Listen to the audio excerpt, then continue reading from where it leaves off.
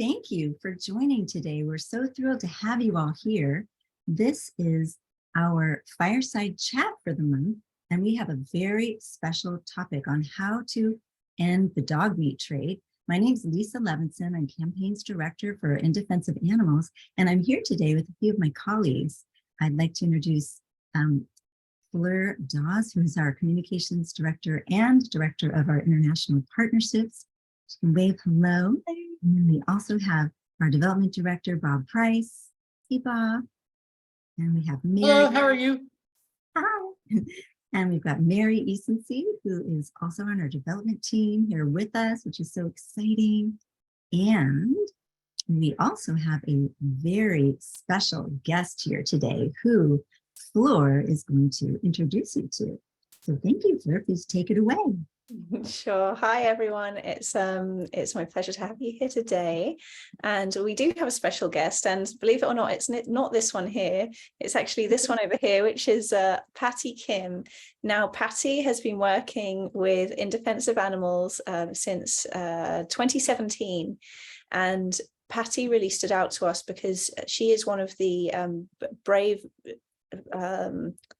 a bunch of Korean people who are working to end the dog meat trade in Korea. Now, you may or may not know that In Defense of Animals has been working for over 20 years to end the dog meat trade in Korea. Our president received a very touching letter from a member of the public who had witnessed a very sad situation there. It was called the White Dog Letter, and I challenge any of you to read it without crying. It's horrible, and I'm sure that's why so many of you are here today. We've got a really amazing turnout because we are all here because we want to end the dog meat trade. Now, In Defense of Animals does campaign to end the dog meat trade in many different areas throughout China, and not just the dog meat trade, but also the cat meat trade too, the smaller and lesser known of the two. But today we are very much focusing on the dog meat trade in Korea, which affects these Korean Jindos. And I'll introduce you a little bit more to Judy later, but Patti is the woman behind the rescuing of this dog right here, and our very proud partner. So let me introduce the wonderful founder of Jindo Love Rescue, Patti Kim. Hi, everyone. I wish I could see everybody's face. Yeah, we have a lot of people here today, so everyone will be very small, but we're really grateful for so many people joining us. So Patti has been saving with us, through our partnership, we've saved hundreds of dogs every single year, and none of this is possible without you.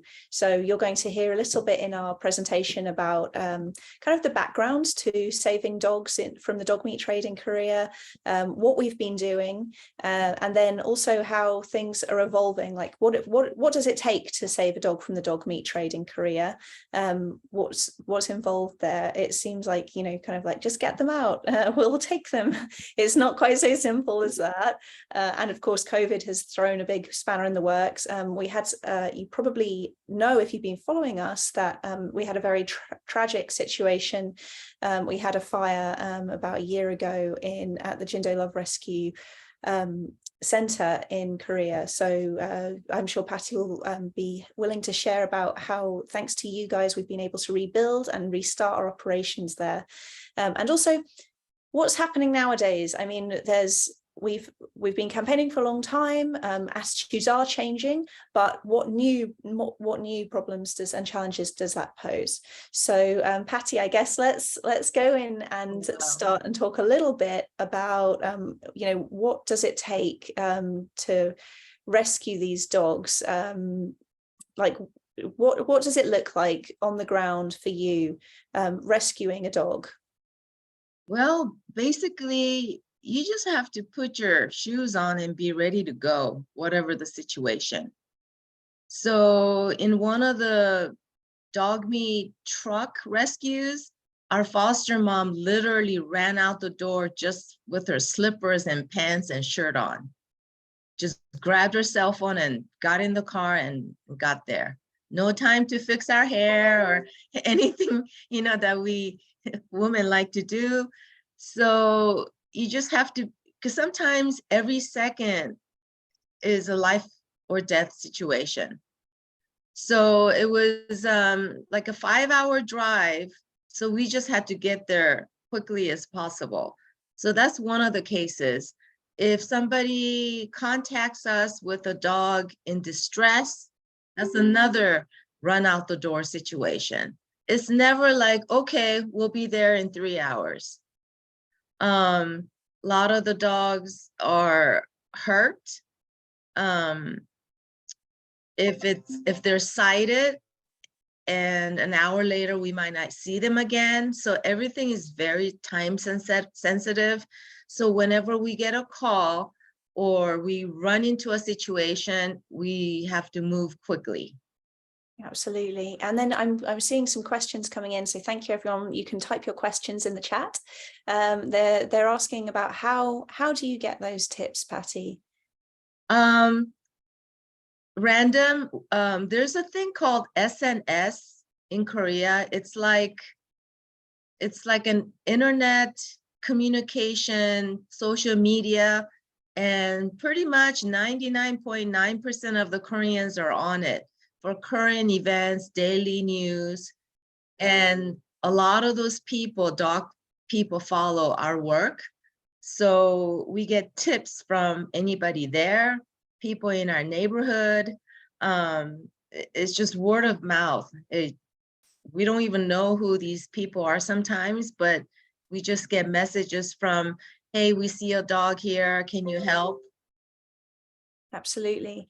And so somebody, I think Pamela, thank you, Pamela, for your question. You've asked about what kind of risks do you face? And I suppose this is probably going to be very dependent on the situation. So Korea is one of the places that actually, well, it operates in a legal grey area right now, but Korea is one of the countries that actually does have dog farms that are specifically farming dogs for the dinner plate.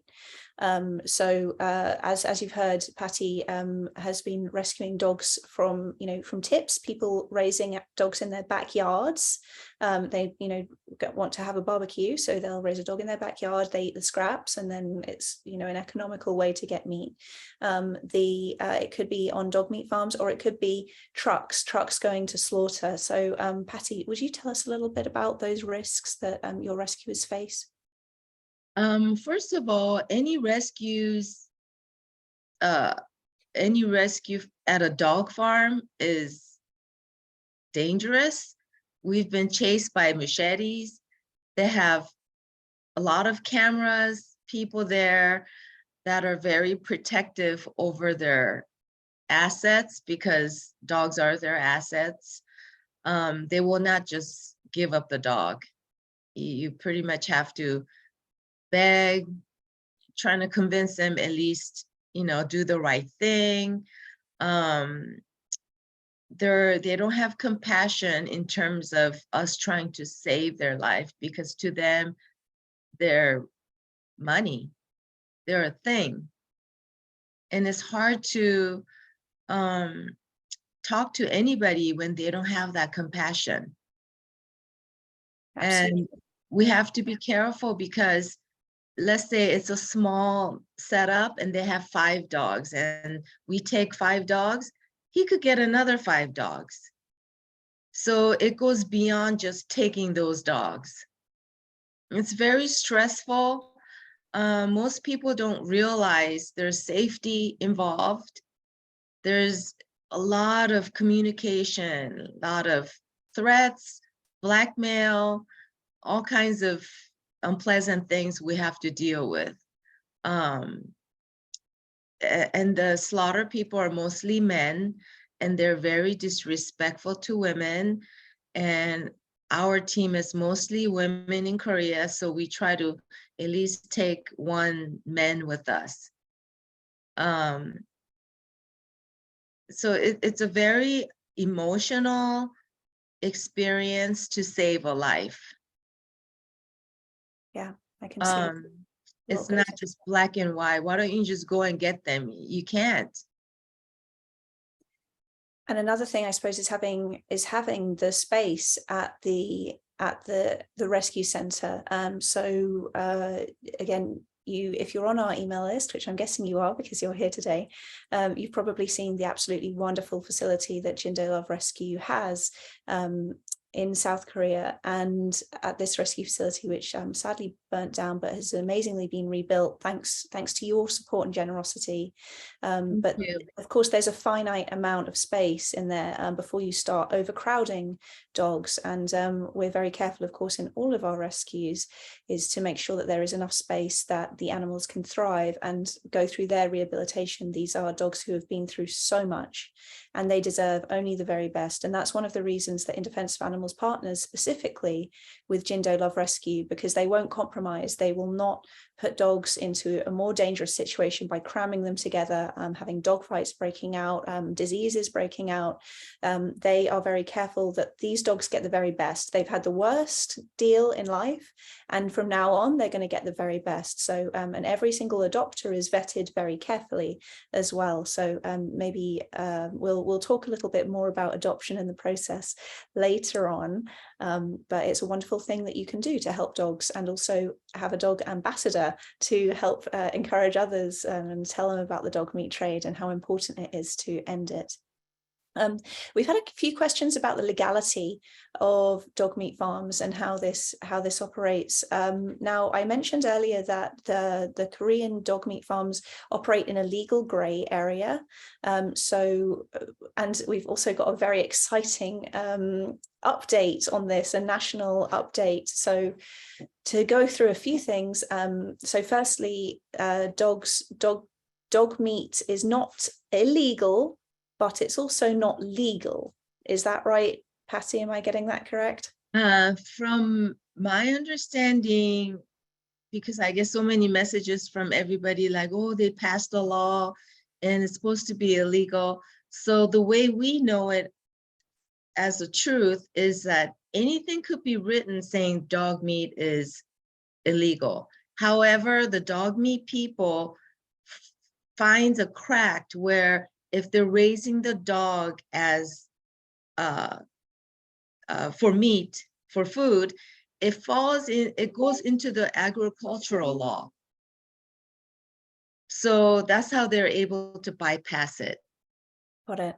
So of course it's illegal to eat your pet, but just like how they raise cows and pigs for consumption, they try to put the dogs in that category.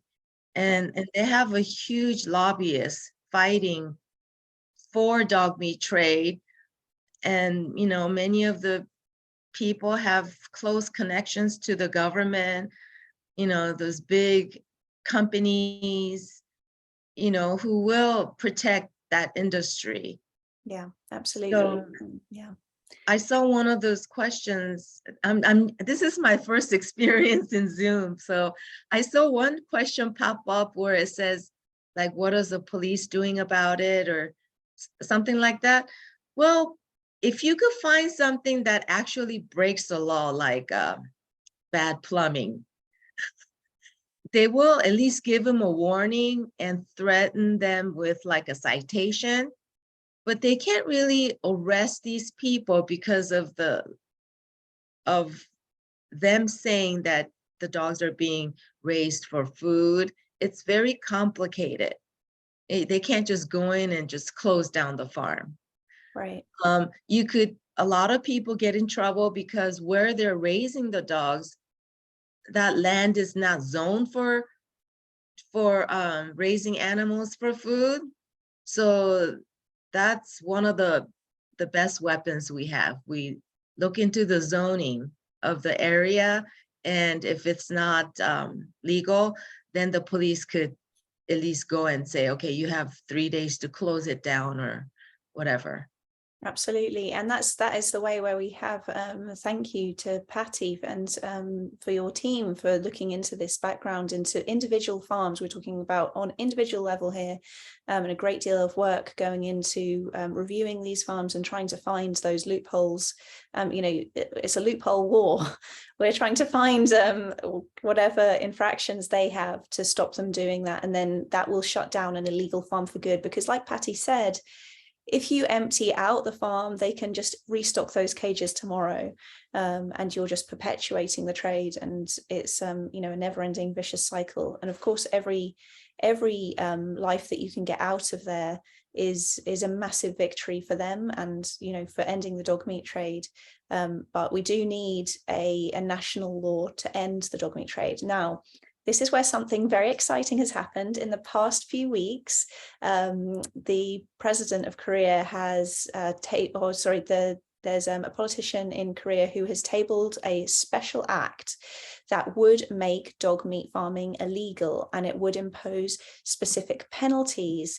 So it would ban dog meat breeding, it would ban dog slaughter, it would ban the consumption of dog meat, and it would crucially provide funding and opportunities for farmers to transition to other livelihoods. So that's that thing. Instead of restocking, then they would actually be able to stop being a dog meat farmer and have a better solution to finding money for themselves and their families. And this would come with some very stiff penalties: 3 years in prison if you're caught slaughtering a dog, a fine of $23,000. 2 years and $15,000 for breeding or transporting a dog for consumption. So everyone who has already signed our alert supporting that special act, thank you so much. So in defense of animals, alerts are very special.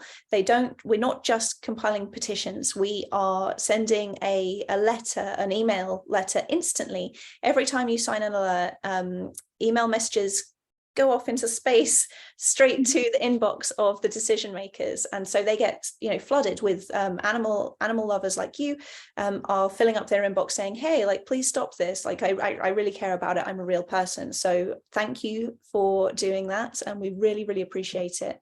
And like Patti said, I'm sure there will be loopholes, but it's very important to end this trade. Now, again, some people, thank you very much, have been mentioning in the chat about, so what's changing?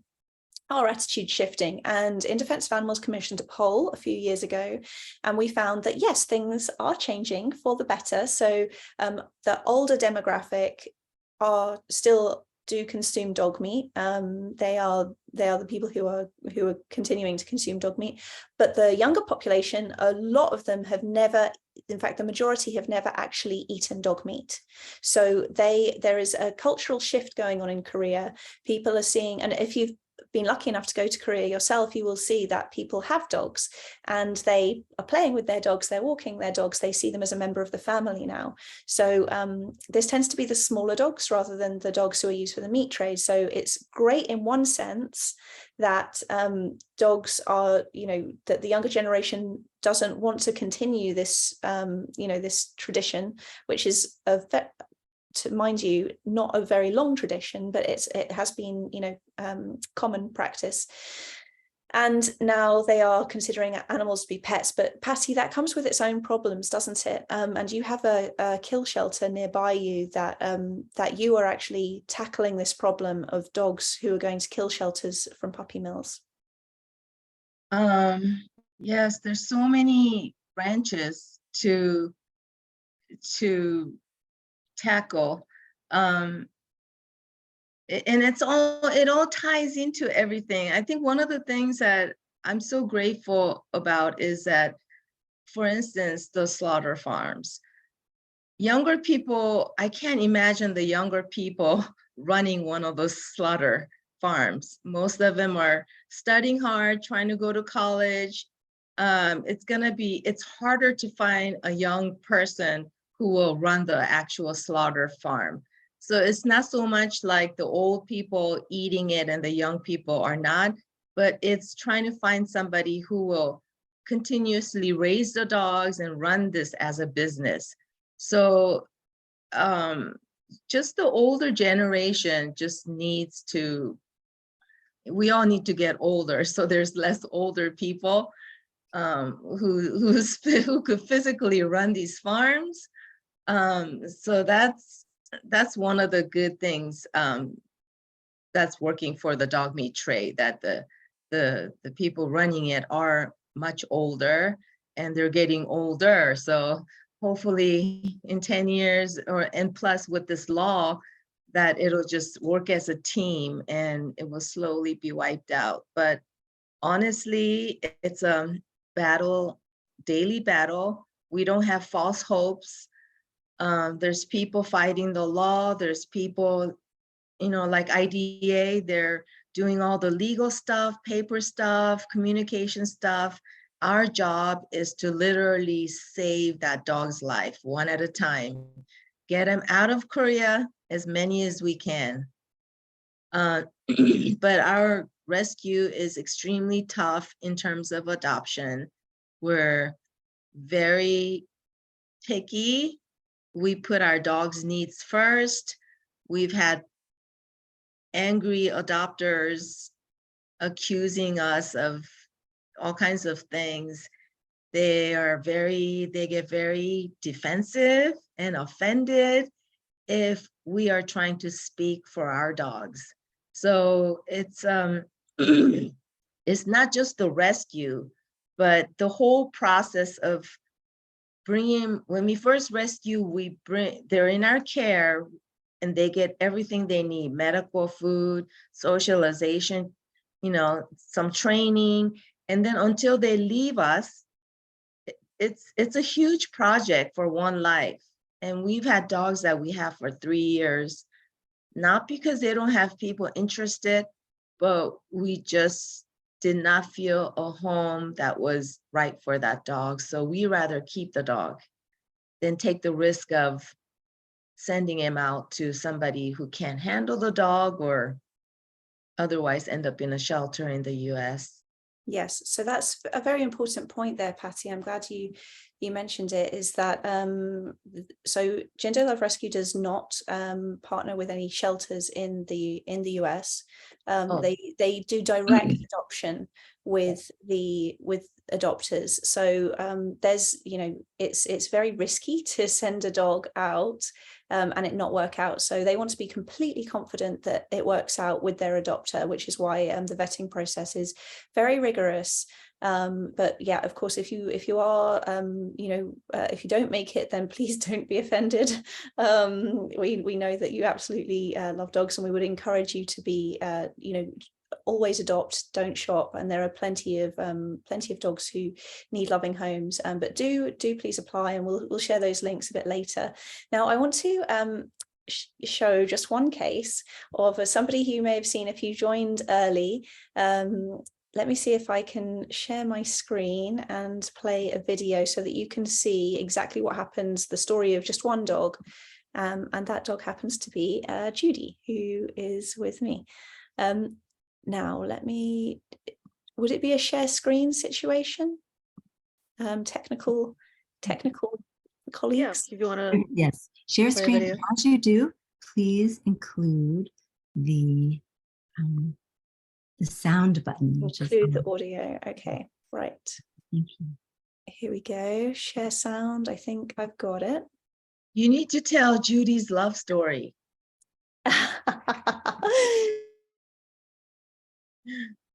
Well, you know it a bit better, but she's got quite a few loves actually nowadays. But that's more later. Let's watch her journey.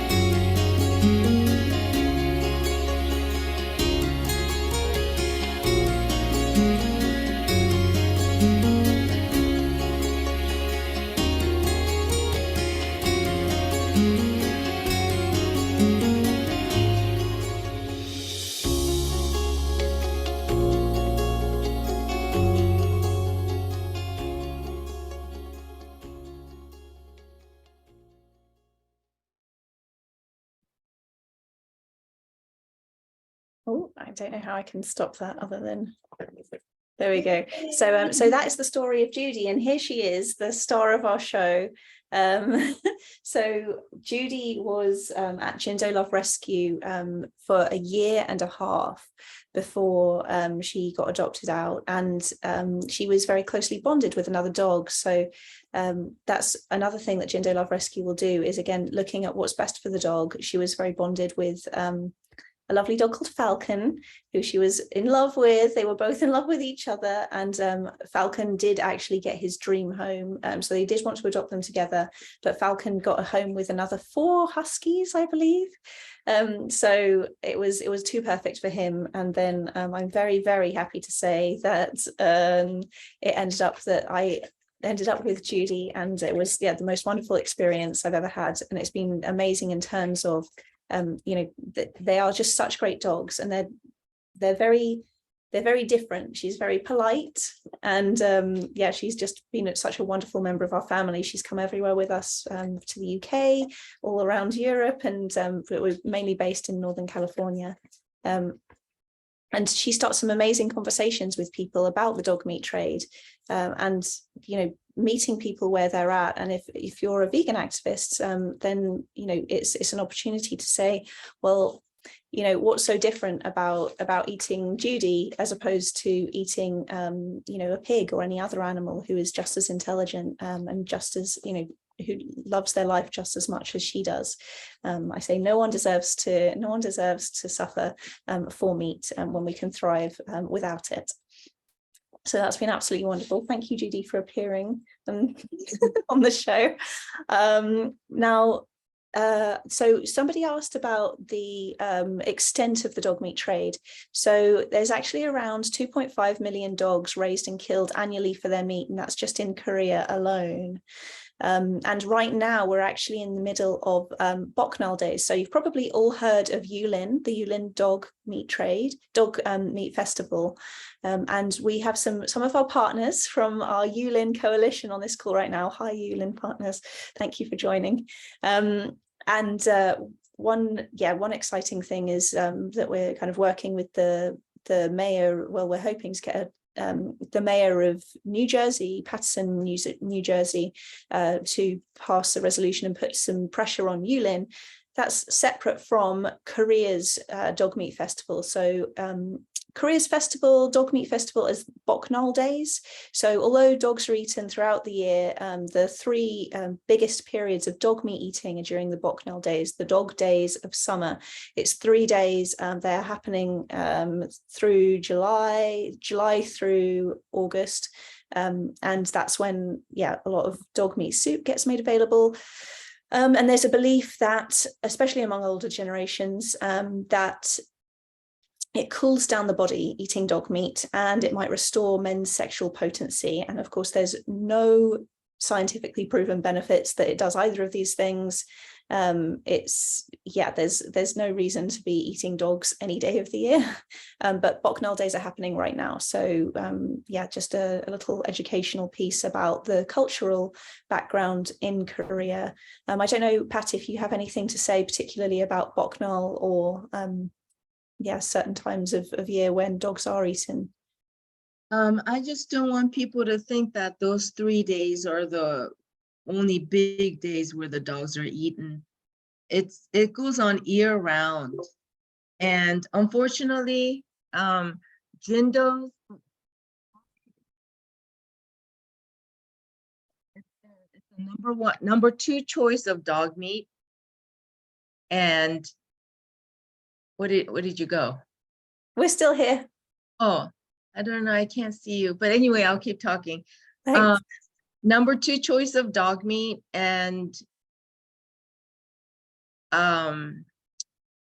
what was the question? I'm looking. We're just talking about Boknal days. Oh, yes. So like the Yulin festival, I know it's a bigger deal to have the title for the festivals, but it really goes on year round, and they're not to be forgotten. To us, it's Boknal every day, as long as the dogs are being killed. Yeah. Horrendous. So I want to change gears a little bit and talk about how operations have been restored since that tragic fire last summer, Patti. I know it's been an extremely challenging time, a lot of tears shed, and unfortunately some lives lost during that tragic fire that started from I think an electrical fault, but now, again, thanks to generous In Defence of Animals supporters and Jindo Love Rescue supporters, you have been able to rebuild that very quickly, and dare I say, an even better rescue facility as a result. How's that been going? First of all, I want to thank everybody who donated to help us. I want everyone to feel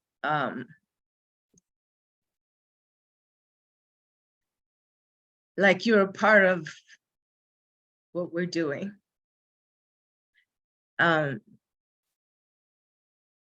Otherwise, they would not have a home. In Korea, it's tough, number one, to find property to keep all those dogs. There's so many complications with the zoning. That's why we're out in the rural area.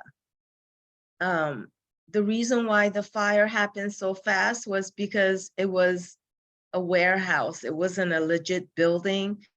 And the warehouse has it's not built properly to burn down slowly. It literally burned down like in 10 minutes. So everybody who helped us is literally a part of where the dogs are right now. And I know sometimes when you donate, you don't know where the money goes. It just, at the time of donation, you feel good about donating and hope that part of it will get to the right places. But when you donate to IDA, you know, they help us in return, and 100% of the help that we get from IDA is sent to Korea. There's no middle person. We don't have marketing expenses. We don't have admin fees. None of us get paid. Literally every dollar went into rebuilding that place. So if we get a receipt for $25,000 to build this, that's the money we sent straight to the contractor. So I just want you to trust us in terms of your contribution, that it's not being used on, you know, administrative things, which is also needed, but it's our rescue is a little different like that. We rather pay for our own stuff without, you know, having the nonprofit cover the expenses. The money we get is 100% for the dogs. So we're so grateful. We were so devastated. We didn't even know where to even begin. I guess 4 or 5 years ago, our other foster home was literally falling apart. It was flooded, the roof was falling apart, and we had so much trouble just raising about $60,000 to move.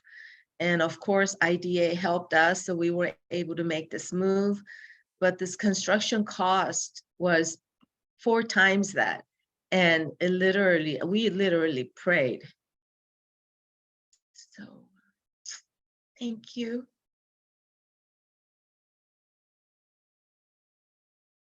Just thank you.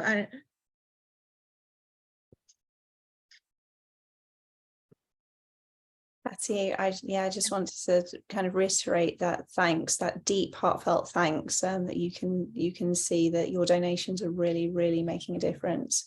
It's been an incredibly traumatic time with the rescue centre burning down and literally killing dogs and taking away everything from from people who are like true angels in Korea. So yeah, and it was, yeah, it never should have happened. It's like a worst case nightmare scenario. But your donations have gone to work, and they are saving, you know, they've rebuilt this amazing centre, and they are going to work saving dogs like Judy every single day. So Patti, if you wouldn't mind just sharing about, you mentioned that it takes a couple of years to, in some cases it takes a couple of years to rehabilitate a dog. Like, what kind of expenses are involved in doing everything from the start? You get the call, there's some dogs headed to slaughter, or there's a farm or a truck or whatever it may be, all the way through to their happily ever after when they're on the plane and they're in their new home. What kind of finances does that take? It varies. So the easiest rescue would be a young dog that's healthy, doesn't really have trauma,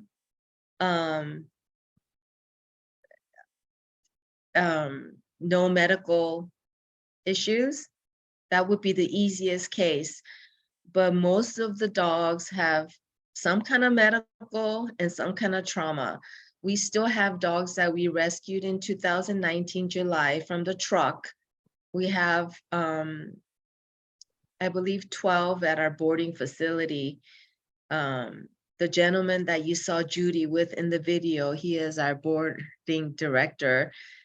They help us train and socialize the dogs, but they're so scared just of humans that they're not able to coexist with our regular dogs. So, you know, about 12 dogs are still at the boarding facility, and, you know, we have to pay them monthly. So, you know, there's boarding costs for the dogs that are not with us. So that's one of the expenses. And whatever medical the dogs have, many of them have heartworm. If a dog lived through Korea summer, they're usually heartworm positive, because most of the dogs are outside, and that's when you get bitten by the mosquitoes who carry the heartworm. You know, so, and then we also only give them US made dog food. We don't trust the Korean brand dog food. As great as they are, slowly but surely, in terms of animal care, we still trust the US products. And even the vaccination, it's all US brand with a little sticker that comes with the original booklet. So for us, our cost of care is a little more than other rescues, because we do high quality care. People ask us, you know, so-and-so is charging so much. I could literally break it down to every dollar why a dog is a certain amount to adopt. We have 2 vets that we use, the one that's local and the one that's in the bigger city. The spay and neutering from that hospital, the dogs literally come out with 1 stitch. They're very professional. Their technology is just amazing. Surgery results have been 100% successful. We want the best care for our dogs. I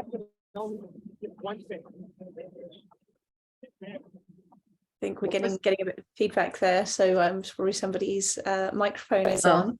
But that's, yeah, thank you so much, Patti, for explaining. So average care from the start of rescue, for them to fly out minimally, is about, I would say, about $1,500. And to break that down, to put a dog in a crate and send him out from the main airport is about $700-ish. All the paperwork that goes into it. So our foster home, unfortunately, is 6 hours from the main airport, which means we have to either use a taxi, which is $450 per dog, or fly them domestically to Incheon Airport. And when they get to the city of Incheon, they stay one night at a boarding facility to decompress before they do the long flight. So about $200-ish for the boarding, about $350 for domestic, $350 to $500 for domestic flight and transport. So I'm going to do a quick math. 700. So at the high end, 500, 200, and then the medical spay and neuter and vaccination, it's about altogether, and the checks about 600, so that's 12, 14. So that's $2,000, just what we put into the dogs. So if we say the adoption fee is $1,500, we cover the $500. Or we have sponsors that have donated for a particular dog. So it could be less than $1,500. We're not a big rescue. We don't do a lot of fundraising like some of the other rescues. So it's hard for us to supplement the lacking part of the funds. And we call it adoption donation because it's a donation. So you could write it off on your taxes. It's a donation because the money you pay goes straight to Korea to pay for the cost that went into the dogs. There's no profit in the adoption fees. And yeah, that's just to underscore that point, that every time an in defense of animals supporter donates, you are essentially kind of underwriting these dogs. So you are you are the hand who is taking them out of the cages. You are the one who is giving them these vaccines. If it weren't for you, it would be financially impossible for any dogs to be saved at all. So yeah, again, huge thanks. You've written some very, very nice comments in the chat, and yeah, thank you for your ongoing support, which makes this all possible. I've seen some comments about asking where do you send dogs? So there's yeah, you've mentioned Incheon Airport. So one thing that Jindo Love Rescue does is will send dogs directly. So they do not want to put dogs on an indirect flight, which will take a long time, and there's much more potential for trouble with those indirect flights. No dogs left on the tarmac, nothing like that. So it's the following airports fly directly. That's SeaTac in Seattle, San Francisco, LAX in California, Las Vegas, Dallas, Chicago, JFK, Boston, Atlanta, and I don't know if I'm saying this right, but Dulles. Yeah, so that's all of the airports that we fly to, and people have made amazing journeys to get to those airports. Adopters, I know that much, that there's been adopters from all over the United States driving long distances to get their dogs because they're just very, very dedicated. But of course, it's much easier if you live closer to one of those airports. And another thing I want to mention, another big way that you can help is with if you fly to Seoul and you are flying on a direct flight, there's a very good chance that you could be a flight volunteer. So being a flight volunteer entails contacting Jindo Love Rescue before you fly, as soon as you've booked your flights ideally, and say, look, I want to volunteer to take a dog home. They will handle everything, all of the paperwork. All it takes is turning up at the airport 30 minutes early. That's all it takes, and they will do everything for you. And you will get you'll be there with your dogs, and they get loaded onto the plane, attached to your ticket, and that's a much more cost-effective way for Jindo Love to get dogs over to their loving forever homes in the United States. I thoroughly recommend it. If you're wondering when to next go on your vacation, why not Seoul? It's great. Yes, the reason why we only have those specific airports is because we only use Korean and Asian Air. because they're the best with the dogs. We've adopted out over 1,000 and we never had anything happen to our dogs. We don't trust any other airlines. So you need to get the ticket from Korean or Asian Air. And we try our best. For example, if you live in Texas, we try our best to find a courier for Dallas, but LAX and JFK are the best traveled airports. The other airports, we don't understand why, but it's really hard to find a courier for other airports. So our amazing adopters, like the two Dallas adopters, recent ones, one flew to LA and drove back, and the other one flew to Seattle and flew back.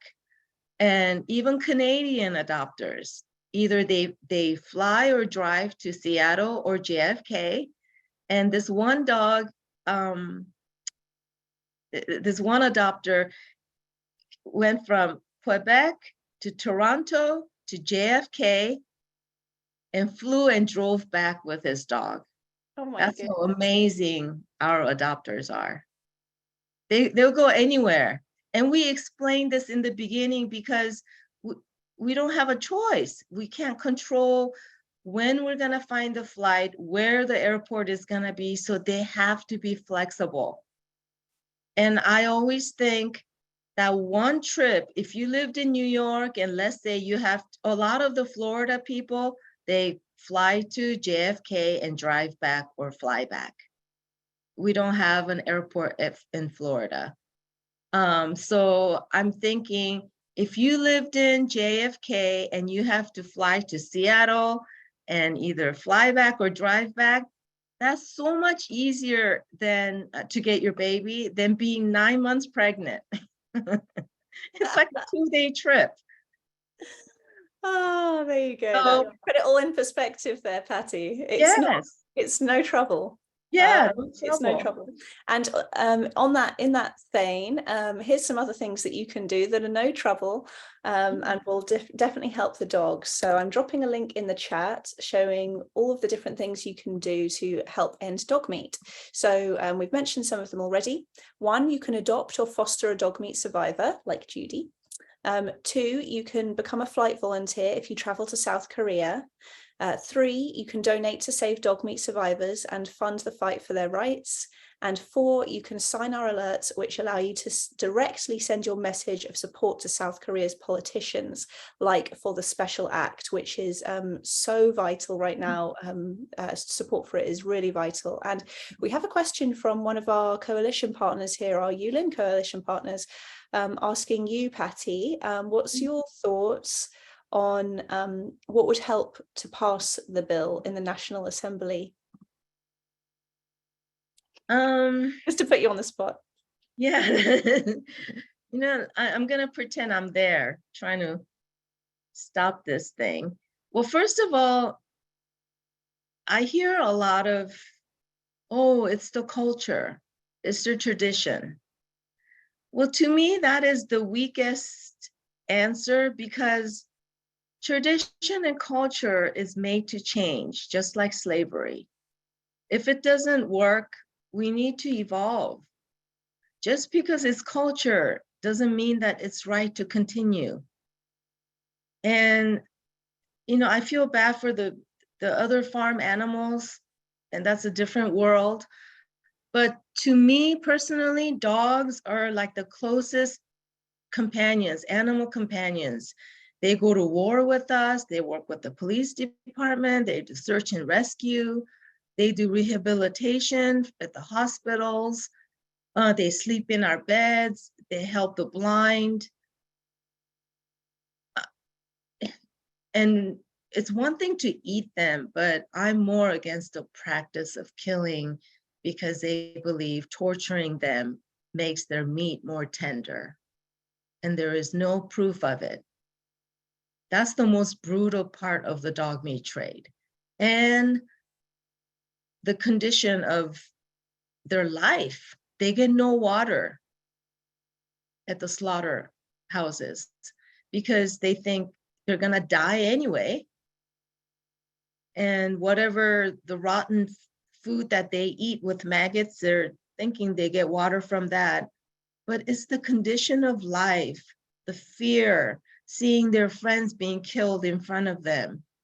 It's just a brutal, evil practice that, you know, it's 2023. We just need to change. Like, why do I even have to give you reasons to convince you? It should be an obvious thing. It's mind-boggling. Yeah. Yeah. And why do I have to convince the government, the assemblymen?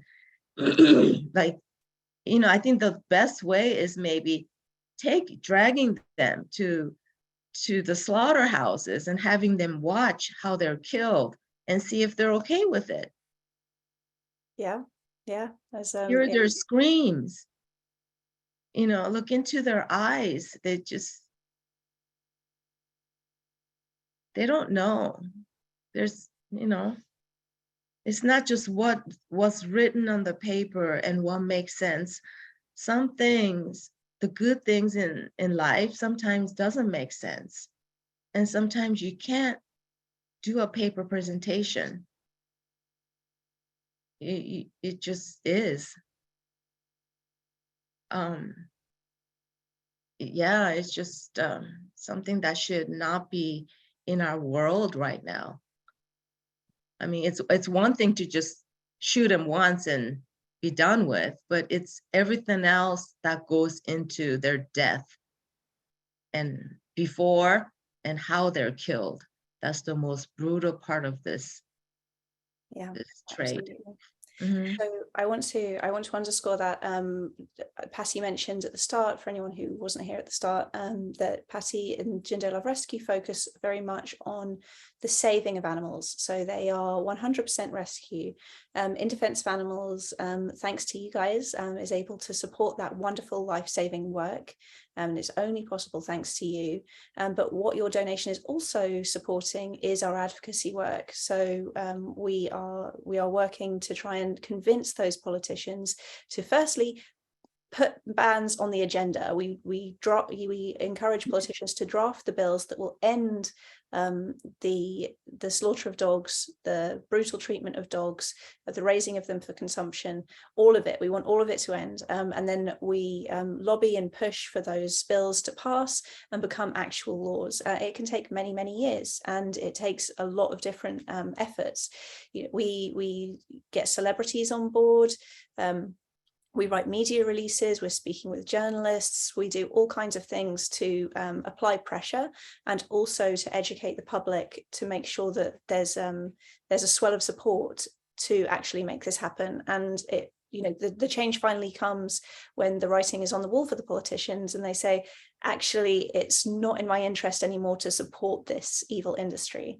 So that's what we're working on to end this trade once and for all, so that Patti and her brave rescuers do not need to go out there anymore and risk their well-being, their safety, and take on this enormous emotional toll of rescuing dogs anymore.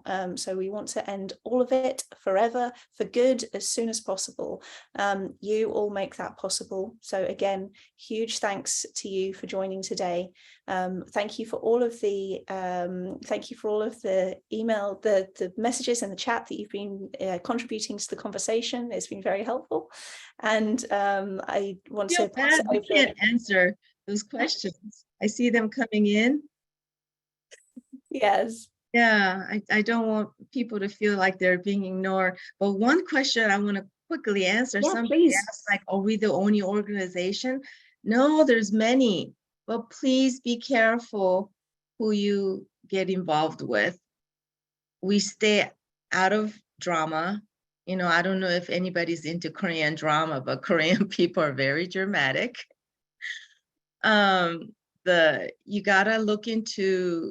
You gotta do your homework, investigate.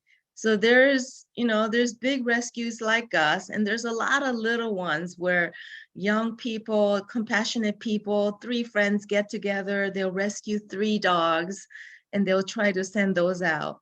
So they'll charge a little bit of money and they'll gather their own money, empty their pockets to send one dog out. There's a lot of those little ones. They don't know the process, so they contact us asking us, okay, what do we do? So we try to help, them. There's a lot of rescues out there where, they get more donations than we do, but there's proof of the money not being used properly.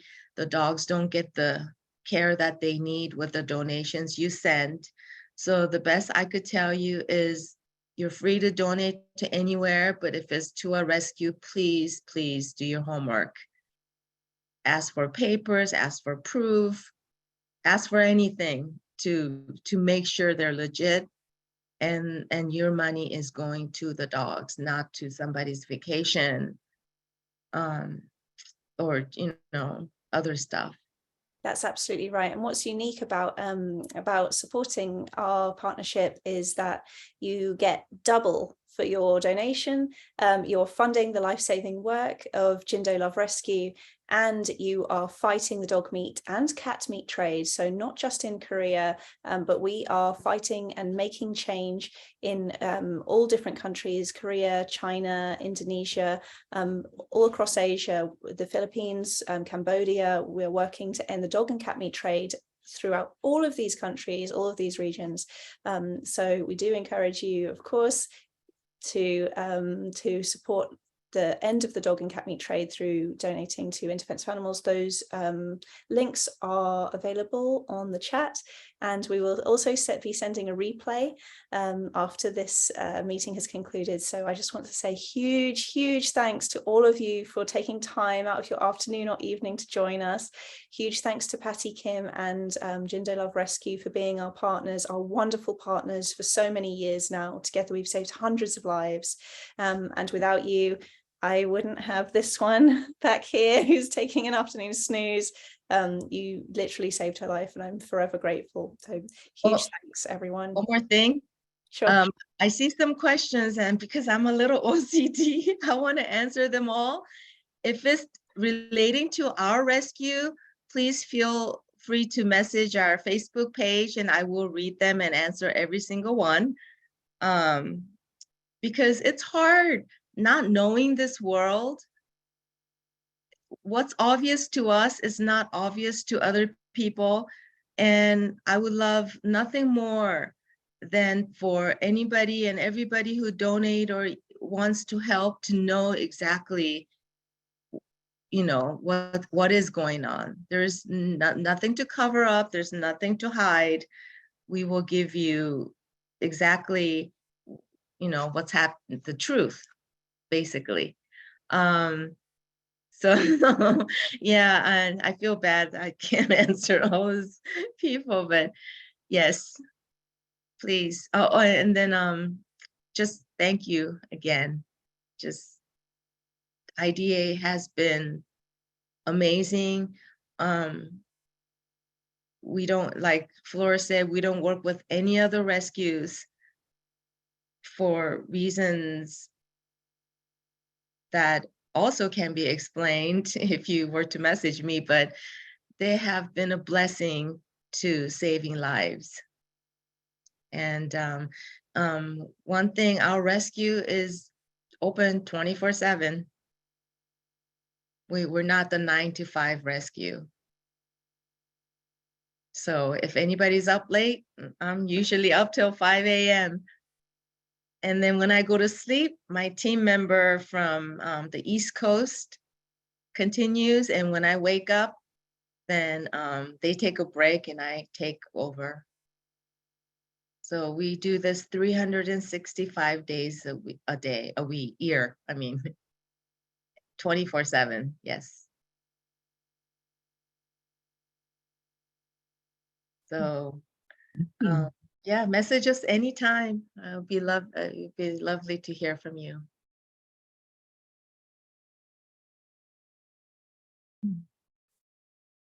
Are we waiting for Thanks something? to everyone. I just wanted to say thank you to everyone who's joined us on behalf of In Defense of Animals, and we're just thrilled that we could present this wonderful Fireside Chat to you. We hope that you'll join us again for another one sometime soon.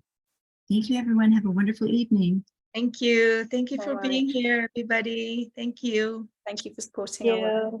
Special thanks to Patti. Good night, all. Thank you for saving lives. Thank you. Bye-bye.